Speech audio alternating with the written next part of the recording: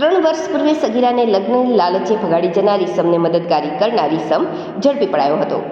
અંકલેશ્વરમાં 13 વર્ષીય સગીરાને લગ્નની લાલચ આપી એક ઈસમ ભગાડી ગયો હતો.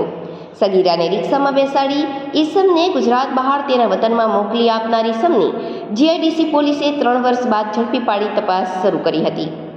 અંકલેશ્વર જીઆઈડીસી પોલીસ મથક વિસ્તારમાં આવેલ ગ્રામ્યના પરપ્રાંતીય વિસ્તારમાં રહેતી 13 વર્ષીય સગીરાને અવિનાશ કુમાર રાજભર નામના ઈસમે લગ્નની લાલચ આપી 6 માર્ચ 2023ના રોજ પકડી ગયો હતો.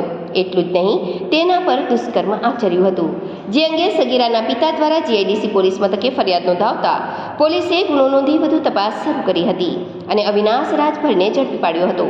તેને મદદગારી કરનાર રાજન કામેશ્વર યાદવ પોલીસ ચોપડે વોન્ટેડ હતો. જીઆઈડીસી પોલીસે ફરાર આરોપીને ઝડપી પાડવાની શરૂઆત કરી તપાસ શરૂ કરી હતી અને ટેકનિકલ સર્વેલન્સ અને હ્યુમન ઇન્ટેલના આધારે અવિનાશ રાજભરના ગામના મિત્ર અને સગીરાને મદદ કરનાર રાજન કામેશ્વર યાદવને ઝડપી પાડ્યો હતો અને તેની પૂછપરછ શરૂ કરી હતી.